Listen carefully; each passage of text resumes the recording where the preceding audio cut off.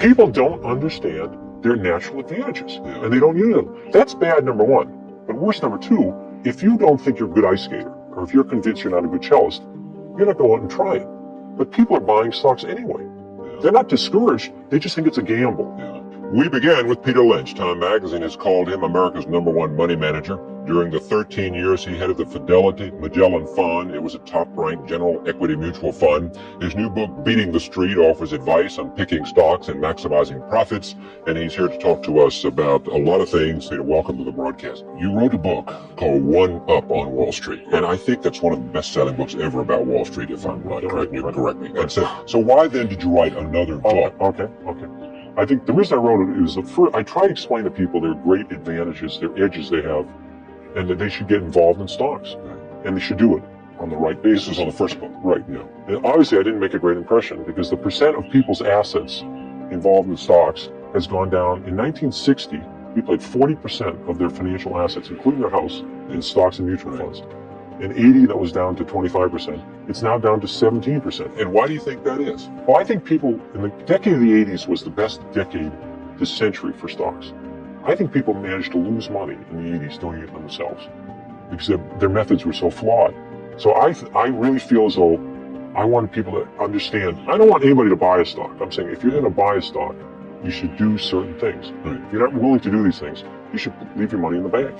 Your philosophy is simple, and I'm remembering this from the previous book. I think we're now talking about the previous book. Correct. Your philosophy was, if you find something that you identify with. I remember there was a story of your wife and her hose. Yeah. Your wife kept saying, these are you got it. Yeah, legs and pantyhose. Your wife said, these are the greatest things I've ever seen. Right. And when your wife said that, you knew that this was a product that was better. Right. You used to stay at La Quinta Motel. Right. And the service was better, whatever was better. Right. The price was good. And the price was good too. And you said, this is a place that I can determine. I, Peter Lynch, can tell that this is a good product, right? If these people make a good product, then their earnings are going to go up, therefore the stock's going to go up. And that's the kind of decision-making process you ought to go through.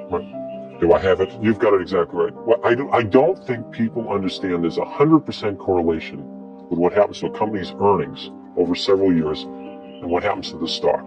If the company, McDonald's, has done very well as a company, the stock has done very well. People worry about too much money supply, what's happening to the price of oil, who's the president, who's being nominated for the Supreme Court, it's all the ozone layer. There's nothing to do. McDonald's earnings go up the next 10 years, the stock will go up. But what they will say to you, Peter, is that, as you know, and why am I telling you this, but it's fun to tell you this, they're telling you that these other things influence the amount of earnings of a particular company. If we're in a recession, people are not going to spend as much money on going to the movies or whatever they do.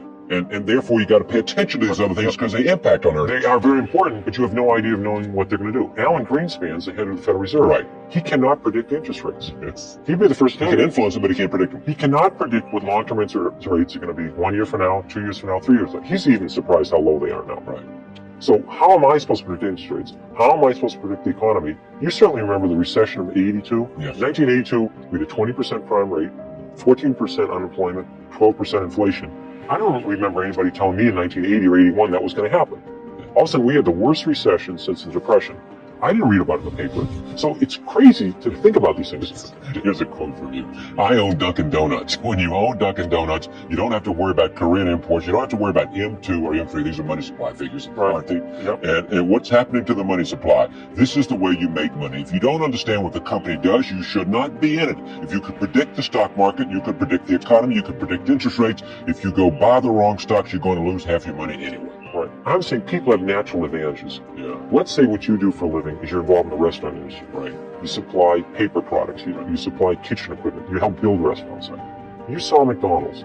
You saw Chi-Chi's. You saw Chili's. You saw Cracker Barrel. You saw Dunkin' Donuts, Kentucky Fried Chicken, Taco Bell. These are all success stories. These were 40-fold. You made 40, 50 times your money. You don't need to make that kind of money many times in your life, right? No. That's all you had to do was follow the restaurant industry. People are in industries. They're in the publishing industry. They're in the chemical industry. The paper. Why don't they just stay with an industry? You only need a few stocks a decade. How many good stocks do you need a lifetime? Instead of people, they're in the restaurant industry. They're buying biotechnology stocks. The people in the chemical industry nothing about biotech. The people in the chemical industry are buying oil stocks. It's absolutely absurd. People don't understand their natural advantages, and they don't use them. So that's bad, number one. But worse, number two, if you don't think you're a good ice skater, or if you're convinced you're not a good cellist, you're not going out and try it. But people are buying stocks anyway. They're not discouraged. They just think it's a gamble. So therefore they go forward and they bet on one stock for a week and a half and it goes up and they make $2 on it. Then they sell it and they buy something else. When 3 years is over, all they've done is generate a lot of commissions. And they've probably lost money. That's a mistake. So your advice is what? If you don't understand a company, if you can't explain it to a 10-year-old in 2 minutes or less, Yes. don't own it. Because when it goes down, let's say the stock goes down 2 points. You won't understand what's going on. What do? Do you buy more? Do you flip a And coin? chances are your broker doesn't either. He or she certainly doesn't know about it. I mean, who knows what all these things are at auto-backed planes and mega flops? Who knows what all this is? So buy what you know. Buy in your industry, buy what you know, buy local Yeah, companies. so suppose you don't have an industry. I mean, you don't really. You buy local companies, companies in your own industry. 10 years after Walmart went public, 10 years after Walmart. 10 years after it went public, it's a 25-year-old company now.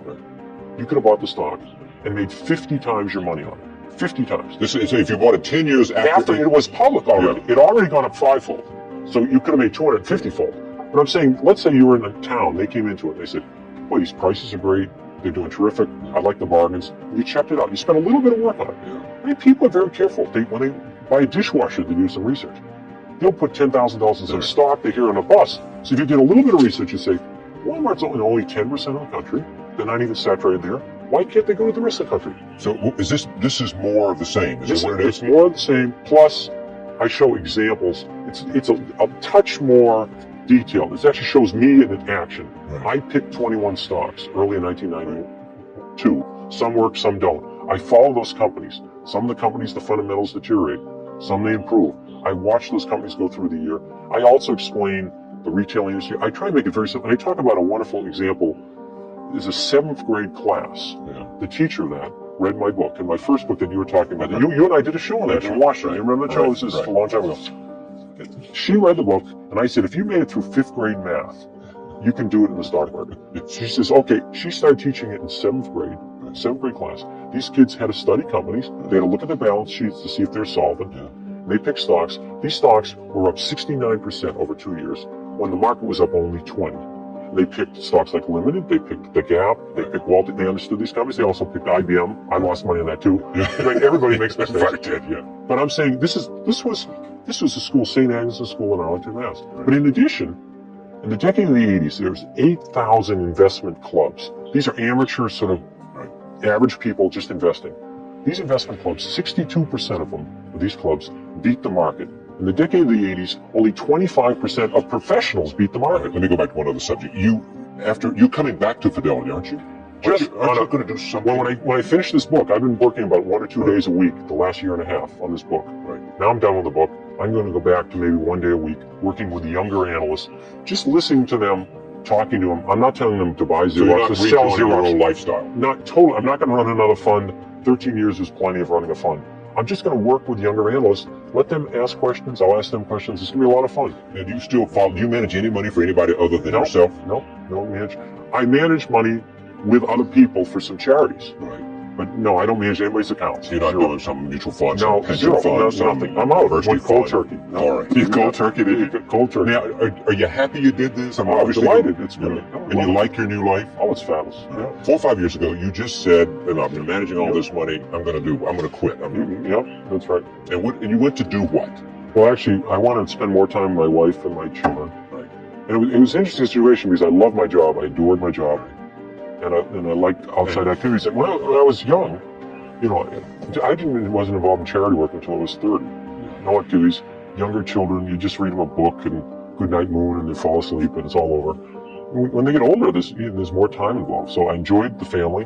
I was leaving for work at 6 in the morning. I was getting home at 7 o'clock at night, 6 days a week. This was in Boston. Yeah, traveling 14 days a month. It was just too much. So I said, I said, that's it. I can't take it. And fortunately, I had made enough money to say I could give up the job. So I didn't have to give up the family or the outside activities. And so what happened then? So you did what with your life? Well, I cut back from about a 80, 90 hour week to a 40 or 50 hour week. And in the morning, I make breakfasts and lunches for the kids. And I do the spelling words and the Spanish words. Yes. And Carolyn does the math and the science. And I see Carol in the morning. And off I go to a place. You have to go, in my opinion, you have to go somewhere to do something. If you stay at home, you wind up answering the telephone or watching cartoons. So or falling asleep, taking a nap. So she does the hard work. And I go, Fidelity gave me an office. I have a secretary. And I spend the majority of the time working on charity things like inner city schools, inner city libraries, inner city housing. Helping people manage their money, or No, not at all. just some of the charities I'm on the investment committee of some of the Museum of Fine Arts, and I'm involved in Mass General Hospital, Boston College, but